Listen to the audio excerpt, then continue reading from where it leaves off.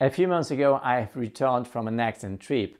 I traveled over land and sea. I did 500 nautical miles and over 2,500 kilometers, visiting 4 European capitals: Riga, Tallinn, Stockholm and Helsinki. All this in only 5 days. In this video, I'd like to share my experience with you.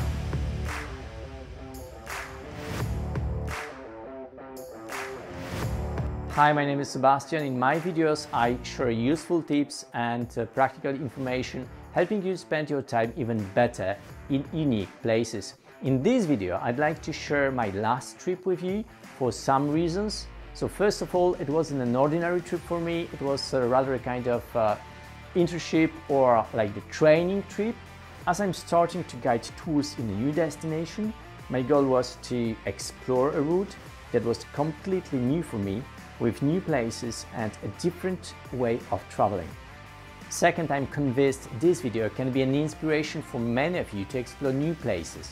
Each city, Stockholm, Helsinki, Tallinn, Riga, is different, and each of them is worth a visit.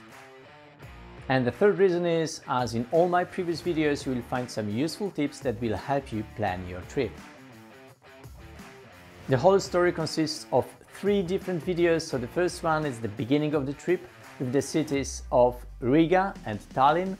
The second shows Stockholm, and the third one, it's about Helsinki. Enjoy watching! We started our trip around midnight from Słupca, a small town in Wielkopolska region. We spent the first few hours in a comfortable coach heading towards Lithuania. We crossed the border early in the morning, and after another 350 kilometers, we reached Riga, the capital of Latvia.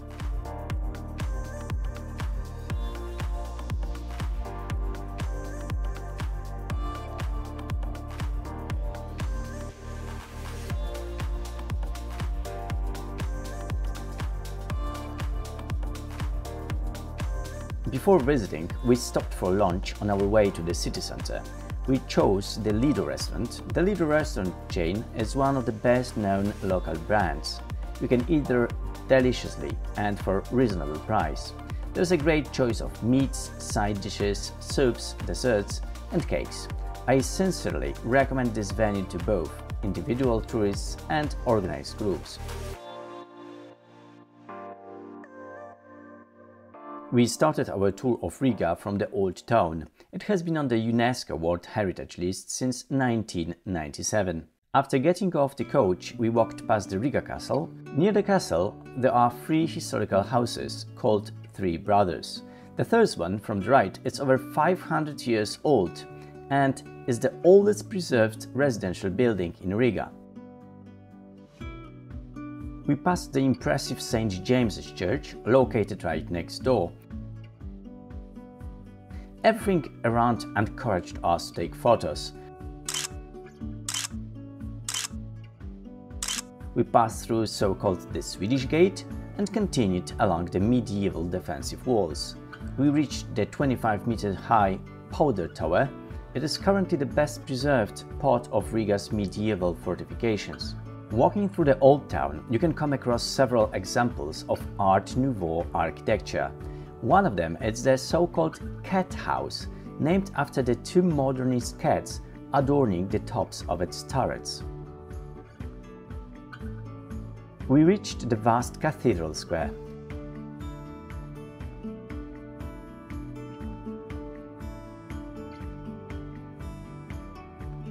The main building next to it is a huge Lutheran cathedral. Outside the cathedral, we encountered an old armadillo.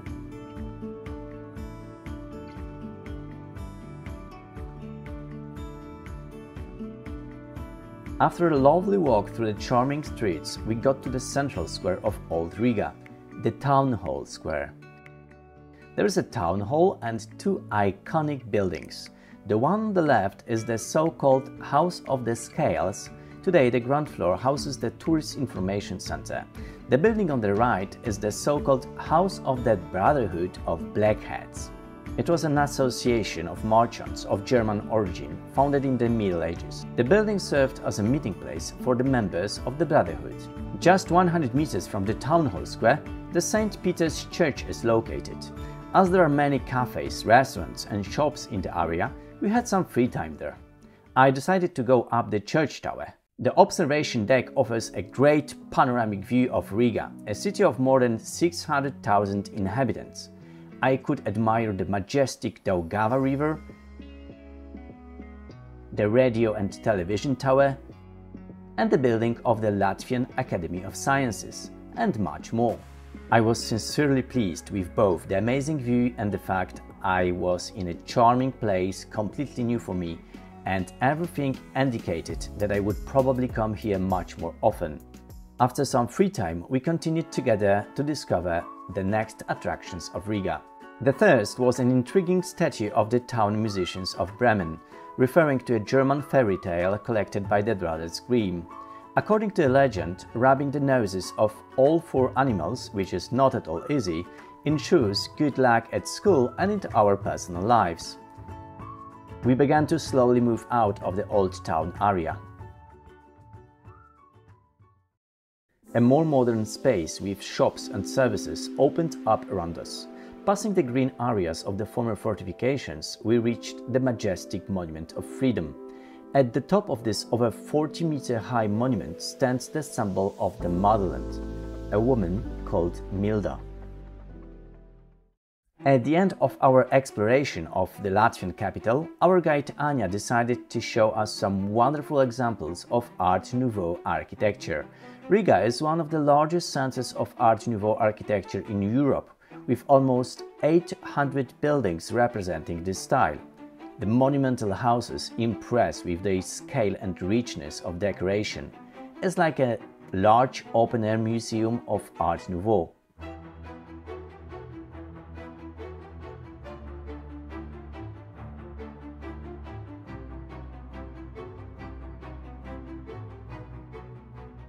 After an extremely interesting walk, we drove to the Elephant Hotel in Riga for dinner and a well-deserved rest. Given that we had had a long journey from Poland and half a day of sightseeing in Riga, all of us, we sincerely needed it. After a good night's sleep and an appetizingly served breakfast at the Elephant Hotel, we were ready for the next experience of the day ahead.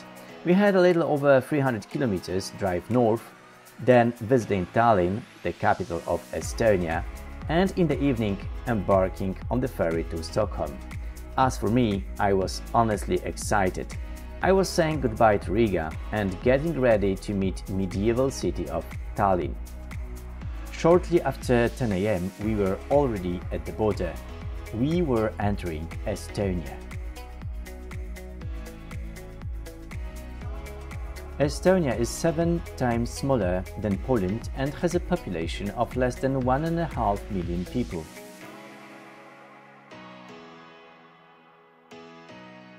Before 1 p.m. we were already entering Tallinn, the capital of Estonia and its largest city with a population of around 460,000. We started the sightseeing from the place where the history of Tallinn began, the limestone hill of Toompea. It was there that the first castle was built, most likely in the 13th century. Opposite the castle buildings you can admire the fairy tale silhouette of the Alexander Nevsky Cathedral. The building was accomplished in the late 19th century and today serves as the cathedral of the Estonian Orthodox Church. The interiors are richly decorated, admission is free. The historic center of Tallinn has been on the UNESCO World Heritage List since 1997. There is where most of monuments are located. The Old Town consists of 2 distinct parts, the Upper Town and the Lower Town. We started our walk from the Upper Town. The weather was in our favor and it was perfect for sightseeing.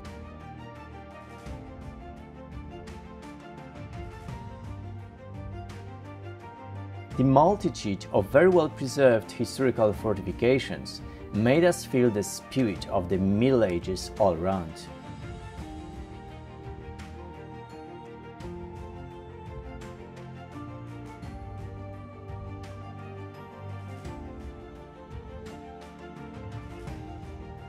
There are several viewing terraces in the upper part of the old town, offering breathtaking views.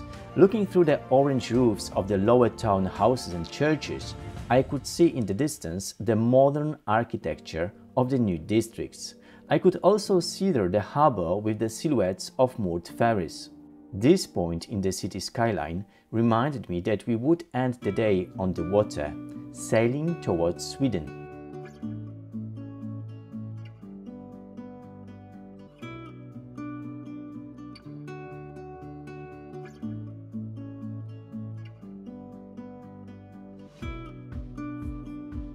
At the Patkuli viewing point, we went down the long stairs towards the lower town.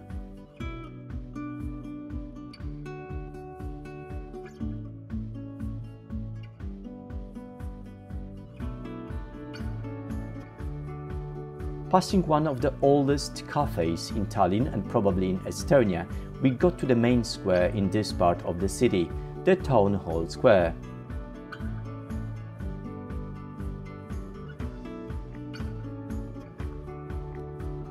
There is the unique remaining medieval town hall in the northern Europe.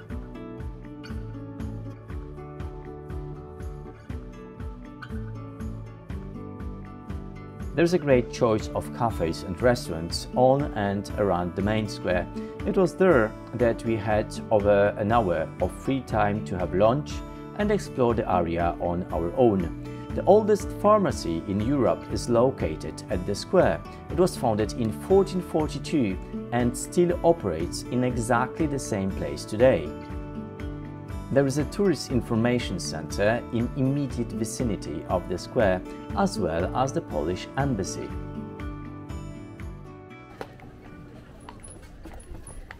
It was the end of October. Even though the peak of high season had already passed, tourists from all over the world could still be seen in the Estonian capital. After free time for food, relaxation and souvenirs, we continued to explore the landmarks of the lower town, such as the 14th century Viru Gate, the city walls,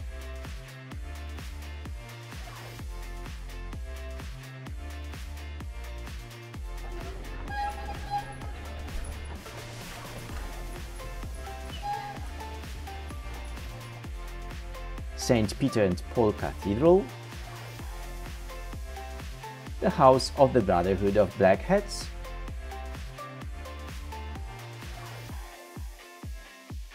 three old houses called the Three Sisters, and the Great Sea Gate and Fat Margaret Tower. Tallinn made quite an impression on me. I felt good there, strolling through the medieval walls, towers, gates, or gazing over the orange roofs of the old town.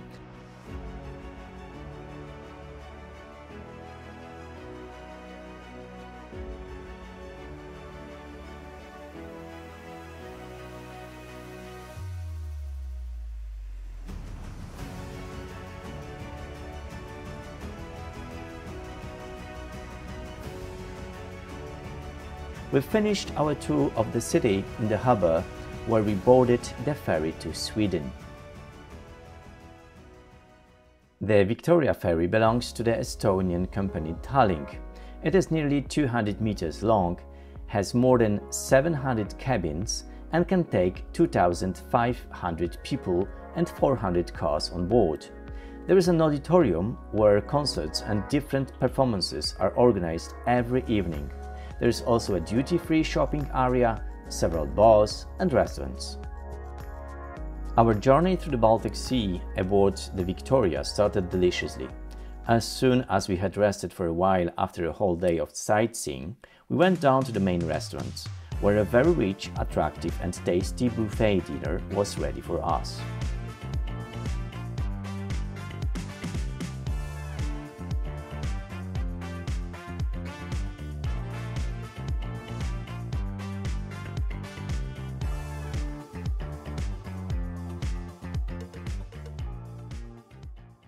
We were leaving Estonia and its capital Tallinn. We had about 260 nautical miles to reach Sweden. It had only been 2 days and I had already visited two fantastic cities, Riga and Tallinn, and the next day I was to discover another capital, Stockholm. I was definitely excited about the whole trip. It represented a gateway for me to experience and engage with something different and fresh. Until now, I have only been interested in countries south of where I lived. Now, I have started to discover the north. I felt that a new was coming.